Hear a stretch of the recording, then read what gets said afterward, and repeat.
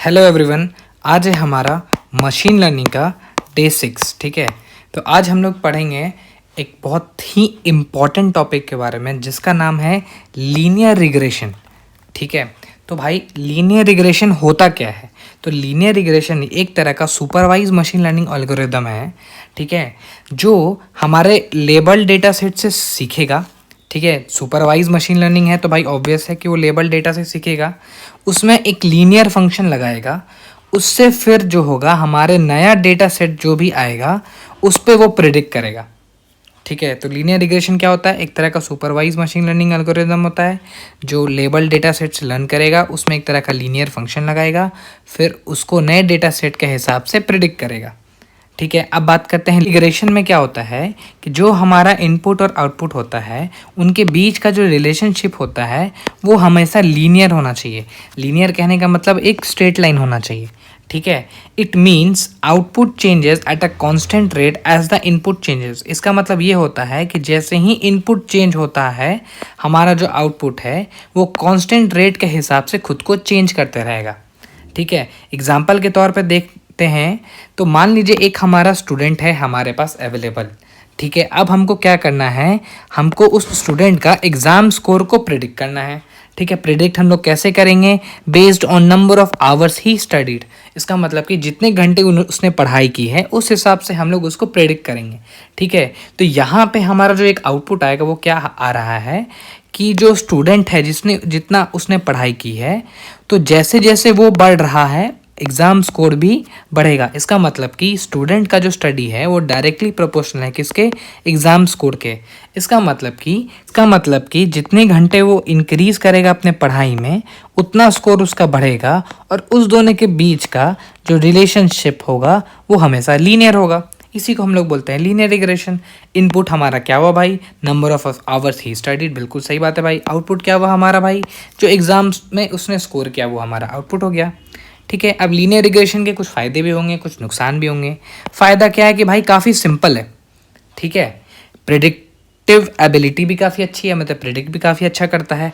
Effective है। ठीक है भाई, काफ़ी ज़्यादा वाइडली यूज़ भी किया जाता है इसको, और इसका जो भी एनालिसिस होता है काफ़ी अच्छा और बेहतर देता है। ठीक है, डिसएडवांटेज क्या है भाई इसके कि जैसे ही कॉम्प्लेक्स रिलेशनशिप आ जाए वेरिएबल्स के बीच में, इसका मतलब कि जैसे ही इनपुट्स के बीच में जो एक तरह का वेरिएबल है, जैसे ही उनके बीच में कॉम्प्लेक्स रिलेशनशिप आ जाए वहाँ पे ये थोड़ा फेल होना स्टार्ट हो जाएगा। ठीक है, और ओवर फिटिंग और अंडर फिटिंग की भी प्रॉब्लम आती है। भाई ओवर फिटिंग क्या होता है मैंने आपको ऑलरेडी बता रखा है प्रीवियस वीडियोज़ में। ओवर फिटिंग मतलब होता है कि हमारा जो मॉडल होता है उसको हम लोग मल्टीपल डेटा सेट के हिसाब से उसको ट्रेन करते जाते हैं। अब क्या होता है, जैसे ही नया डेटा सेट उसको आता है ना, वो पुराने डेटा सेट के हिसाब से इस तरह से वो बायस्ड हो जाता है कि जैसे ही आप उसको नया डेटा सेट प्रोवाइड करोगे वो उतना अच्छे से परफॉर्म नहीं कर पाता है। उसको हम लोग बोलते हैं ओवर फिटिंग। और अंडर फिटिंग मतलब ये होता है भाई कि हमने अपने मॉडल को तो ट्रेन कर दिया बढ़िया से, लेकिन चाहे अब हम लोग नया डेटा सेट दे रहे हैं या फिर पुराना डेटा सेट दे रहे हैं, इसका आउटपुट जो है वो काफ़ी उतना एक्यूरेट नहीं आता है। ठीक है, अब हम लोग बात करते हैं लीनियर रिग्रेशंस के टाइप कितने हैं भाई। एक तो है सिंपल लीनियर रिग्रेशन और एक तो है मल्टीपल लीनियर रिग्रेशन। नाम से ही पता चल रहा है, सिंपल मतलब होता है कि when we want to predict a target value using only one input variable, जहाँ पे हमारा इनपुट वेरिएबल एक हो उसको हम लोग बोलते हैं सिंपल लीनियर रिग्रेशन। ठीक है, और जहाँ पे हमारा more than one input value हो उसको हम लोग बोलते हैं मल्टीपल लीनियर रिग्रेशन। एग्जाम्पल के तौर में कि जो पर्सन है उसका सैलरी है उसके एक्सपीरियंस पे डिपेंड कर रहा है। इसका मतलब कि जैसे ही उस बंदे का एक्सपीरियंस बढ़ेगा उसका सैलरी भी डायरेक्टली प्रोपोर्शनल है तो वो इंक्रीज करेगा। मल्टीपल लीनियर रिग्रेशन का एग्जांपल क्या होता है? रियल स्टेट प्राइसिंग एक काफ़ी अच्छा एग्जांपल है कि जो भी रियल स्टेट है या जो भी मकान है, ज़मीन है, फ्लैट है, बंगलो है, जो भी है वो क्या क्या फैक्टर्स पे डिपेंड करता है भाई? उसके लोकेशन पे डिपेंड करता है, साइज़ पे डिपेंड करता है, नंबर ऑफ़ रूम्स कितने अवेलेबल है उस बिल्डिंग में उस पर डिपेंड करता है, उस वहाँ से आसपास के जो लोकल ट्रांसपोर्ट है उसकी कनेक्टिविटी कैसी है उस पर डिपेंड करता है, और भी कई फैक्टर्स हैं जिस पर डिपेंड करता है। ठीक है, अब एक हमारे पास एक टर्म आता है जिसको हम लोग बोलते हैं सम ऑफ लीस्ट स्क्वायर्स। ठीक है, ये क्या करता है, हमारा जो एरर आ रहा है उसको मिनिमाइज करने का काम करता है। इसका मतलब हम जो अपने मॉडल को कभी भी लाइफ में ट्रेन करेंगे ज़रूरी थोड़ी है कि फर्स्ट अटेम्प्ट में ही वो एकदम एक्यूरेट देने लग जाएगा। नहीं देगा, कहीं ना कहीं वो एरर प्रोड्यूस करेगा। ठीक है, तो उसी को हम लोग मिनिमाइज करते हैं अपने इस मेथड से, जो कि है सम ऑफ लीस्ट स्क्वायर। इसमें हम लोग बेसिकली क्या करते हैं कि SSE मतलब सम ऑफ लीस्ट स्क्वायर, इसका मतलब होता है sigma, that is summation of YI minus YI cap का होल स्क्वायर। इसका मतलब कि YI मतलब होता है एक्चुअल ऑब्जर्व्ड और YI कैप मतलब होता है प्रिडिक्टेड वैल्यू। इसका मतलब कि जो वैल्यू हमारा आ रहा था और जो वैल्यू हमने प्रिडिक्ट किया था, उस दोनों के बीच का जो डिफरेंस होगा एक तरह का वही ना एरर होगा। एग्जाम्पल पे आप समझिए कि मान लीजिए हमको कोई बॉल को 10 मीटर फेंकना है, ठीक है, लेकिन बॉल जो है हमारा 8 ही मीटर तक गया।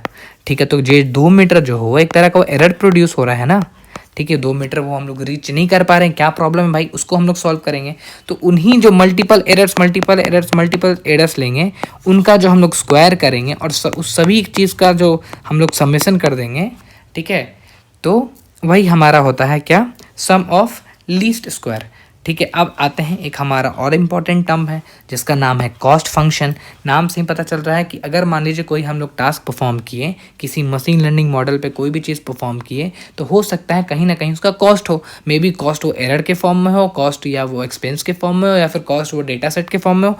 सब चीज़ तो एक तरह का कॉस्ट ही होता है ना। ठीक है, तो उसको हम लोग निकालते हैं मीन स्क्वायर एरर के मदद से। ठीक है, तो ये क्या करता है, it calculates the average of squared errors between predicted value and actual values. ठीक है, ये क्या करता है कि जो हमारा प्रिडिक्टेड वैल्यू था और जो हमारा एक्चुअल वैल्यू था, उन दोनों के बीच में डिफरेंस निकाल के हम लोग स्क्वायर कर दिए, और उन सभी डिफरेंस को के जो स्क्वायर हैं उन सभी को जो हम लोग जोड़ दिए। ठीक है, वो हमारा क्या आया था, सम ऑफ लीस्ट स्क्वायर्स आ गया था। और उसी सब का हम लोग जैसे ही एवरेज निकाल दिए, तो वही हमारा क्या आ गया, मीन स्क्वायर एरर। बहुत उसी को हम लोग कॉस्ट फंक्शन भी बोलते हैं।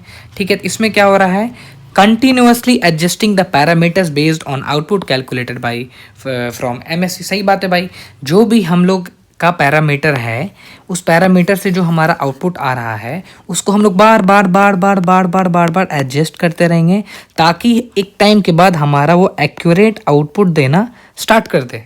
ठीक है, the final result is a linear regression line that minimizes the overall square differences between the predicted and actual values, providing optimal representation। और जो भी हमारा फाइनल रिजल्ट होगा वो हमारा लीनियर रिग्रेशन लाइन बनेगा। ठीक है भाई, सही बात है भाई, वो एक स्ट्रेट लाइन हमारा फॉर्म करेगा, जो कि सबसे कम होगा उसका ओवरऑल स्क्वायर डिफरेंस जो होगा उसके प्रेडिक्टेड वैल्यू में और उसके एक्चुअल वैल्यू में, जो हम लोग डिफरेंस निकाल के स्क्वायर करते हैं। ठीक है, उसका ओवरऑल जो समेशन होता है, ठीक है, वही हमारा एक्चुअल रिप्रेजेंटेशन को शो करेगा। इसका मतलब कि अब हमारे पास क्या हुआ, देख लीजिए, हमने एक मॉडल बनाया, एक मॉडल को ट्रेन कर दिया। मॉडल को ट्रेन करने के बाद हमने एक लॉस फंक्शन उसका जान लिया। ठीक है, एरर आए, एरर को सॉल्व करते गए। ठीक है, हमारा कॉस्ट फंक्शन निकल गया कि भाई कितना कॉस्ट लग रहा है। अब हमारा क्या है कि मॉडल को भी तो ऑप्टिमाइज़ करना है ना भाई। तो अब हम लोग मॉडल को अपने ऑप्टिमाइज़ करेंगे, ताकि जितने भी एरर्स हैं उसमें वो सब हम लोग रिमूव कर सकें। उसके लिए हम लोग यूज़ करते हैं ग्रेडियंट डिसेंट का। ठीक है, ये क्या है, ये it is an optimisation technique use to train a linear regression model by minimising the error. ये एक तरह का ऑप्टिमाइजिंग टेक्निक है जिसको हम लोग यूज़ करते हैं हम ट्रेन करने के लिए हमारे लीनियर रिग्रेशन मॉडल को। मतलब जो भी मॉडल हमारा होगा उसको हम लोग ट्रेन करते हैं। ठीक है, बाय मिनिमाइजिंग द एरर, मतलब एरर को कम करते हुए। मान लीजिए ये हमारा एक तरह का मॉडल आया। ठीक है, ये अभी लीनियर फॉर्म में नहीं है, लेकिन मान लीजिए लीनियर ऐसा मॉडल हमारा आया, और ये हमारा इनिशियल उसका आउटपुट था या उसका ग्रेडियंट था। ठीक है, और यहाँ है हमारा बेस्ट केस सिनेरियो। ठीक है, मतलब सबसे मिनिमम कॉस्ट इस पॉइंट पे लगेगा। तो अब क्या होगा, हम बार बार उसको ऑप्टिमाइज़ करते जाएंगे, करते एक पॉइंट आएगा जहाँ पे हमारा जो आउटपुट है वो काफ़ी ज़्यादा एक्यूरेटली परफॉर्म करना शुरू कर देगा। ठीक है, इसी को हम लोग बोलते हैं gradient descent. Basically gradient descent कहने का मतलब होता है एक तरह का स्लोप। यहाँ पे इस तरह का स्लोप बनेगा, यहाँ पे इस तरह का स्लोप बनेगा, यहाँ पे इस तरह का स्लोप बनेगा, यहाँ पे इस तरह का स्लोप बनेगा। स्लोप को ही बोलते हैं। ठीक है, और भी यहाँ पे कुछ फॉर्मूलाज हैं जो हमें जानना ज़रूरी है। हो सकता है आने वाले वीडियोज़ में हम कुछ न्यूमेरिकल्स को भी सॉल्व करेंगे। ठीक है, उसके लिए हम लोग देख लेते हैं। एक होता है mean square error. Mean square error कुछ नहीं होता है भाई, वही जो प्रीवियस हमारा जो कॉस्ट फंक्शन था वही है हमारा मीन स्क्वायर एरर। ठीक है, इसमें कोई नया चीज़ नहीं है। दूसरा आता है mean absolute error. Mean absolute error क्या है भाई, कुछ नहीं है, जो भी हमारा एक्चुअल वैल्यू था और जो हमारा प्रिडिक्टेड वैल्यू है, उस दोनों का जो हम लोग डिफरेंस निकालते हैं ना, तो इस बार स्क्वायर ना करके उसका हम लोग मॉड निकाल लेते हैं। ठीक है, मॉड निकालने के बाद उस सभी को ऐड कर देंगे और ऐड करने के बाद उसी का हम लोग एवरेज निकाल देंगे। बात खत्म। बहुत सिंपल सी चीज़ है, कोई ऐसा हार्ड एंड फास्ट नहीं है। और लास्ट क्या है, रूट मीन स्क्वायर एरर। इसमें हम लोग क्या करते हैं, जो हमारा एक्चुअल वैल्यू है, जो हमारा प्रिडिक्टेड वैल्यू है, उसका हम लोग स्क्वायर निकाल दिए। स्क्वायर निकालने के बाद उसका एवरेज निकाल दिए और उसके बाद भी उसका हम लोग रूट निकाल दिए। बात खत्म। ये हमारा है रूट मीन स्क्वायर एरर। तो इस वीडियो में आज तक के लिए इतना ही। आने वाले नेक्स्ट वीडियोस में हम कुछ न्यूमेरिकल्स को भी सॉल्व करेंगे जो बहुत इंपॉर्टेंट है एग्जाम पर्सपेक्टिव से, और हम लोग कुछ प्रैक्टिकल इम्प्लीमेंटेशन भी देखेंगे कि हम अपना लीनियर रिग्रेशन को कैसे प्रैक्टिकली इम्प्लीमेंट कर सकें। So thank you.